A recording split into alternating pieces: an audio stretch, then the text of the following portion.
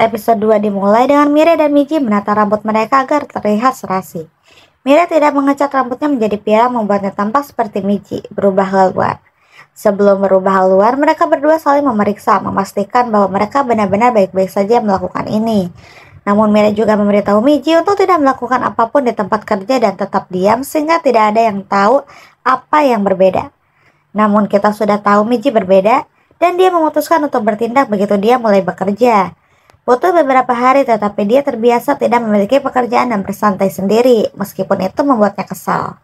Di sisi lain, Mire mulai bekerja di perkebunan stroberi dan semua orang berpikir ada yang aneh tentang dirinya karena dia tampak mengendarai sepedanya seperti orang mabuk.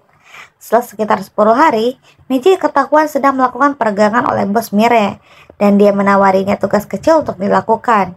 Tentu saja itu adalah sebuah jebakan, tetapi Miji yang polos tidak menyadarinya. Meskipun Mire telah memberinya daftar-daftar hal-hal yang harus diikutinya dan yang harus dia lewatkan. Di sisi lain, Mire bosan dengan ladang stroberi karena saat itu sedang di luar musim dan tidak ada pekerjaan yang harus dilakukan. Ini membuatnya kesal tetapi dia harus bertahan. Selain itu, dia tidak ingin mengunjungi nenek mereka di rumah sakit karena dia akan dapat mengetahui siapa di antara saudara perempuan itu dalam sekejap. Sementara itu, Hosu dipuji di kantor karena melakukan pekerjaannya dengan baik dengan klien yang sangat kaya.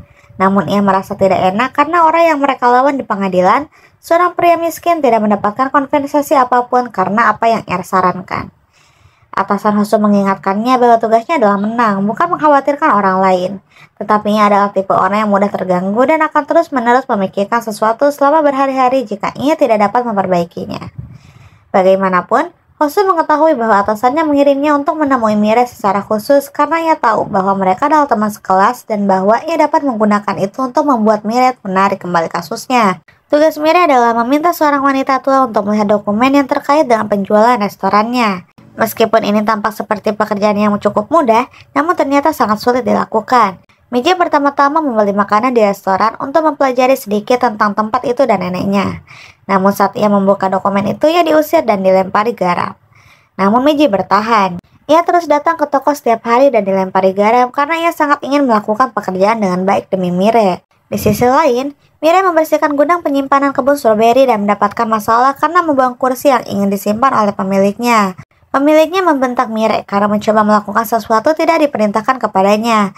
Tampaknya pemilik tersebut hanya mencoba mengawasi Mire dan mengaku ingin mempunyai mitra bisnis. Tetapi Mire mengatakan bahwa dia bahkan tidak memperlakukannya sebagai manusia. Dan dengan mengabaikannya setiap hari, pada dasarnya dia menindasnya, menyuruhnya melakukan apapun yang dia suka. Akhirnya karena tidak punya pekerjaan yang harus dilakukan, karena dia berhenti dari perkebunan stroberi, Mire pergi menemui neneknya. Awalnya dia memanggil Miji. Tetapi ketika hanya ada kami berdua, nenek mereka bertanya kepada Mire bagaimana keadaannya di Seoul. Ini membuatnya langsung menangis, memperjelas betapa nenek mereka berarti baginya dan betapa dia telah menderita sendirian. Sementara itu, Miji berteriak pada wanita pemilik restoran karena sangat memperlakukannya dengan buruk dan mengatakan kepadanya bahwa yang perlu dia lakukan hanyalah membaca dokumen itu. Dia tidak harus menjual propertinya. Ia masih dihujani garam, tetapi Miji merasa jauh lebih rileks setelah melampiaskan perasaannya. Setelah itu, Miji bertemu dengan Hosu lagi karena ia ingin meminta maaf kepada Mire karena telah membuatnya mencabut kasus tersebut. Namun saat mereka bersama, Miji mendapatkan telepon dari wanita di restoran yang mengatakan bahwa ia akan menemuinya keesokan harinya pukul 10 pagi karena ia sangat ingin diperlakukan sebagai manusia. Reaksi wanita itu menegaskan kepada Hosu bahwa itu bukanlah Mire yang sedang ia ajak bicara, melainkan Miji.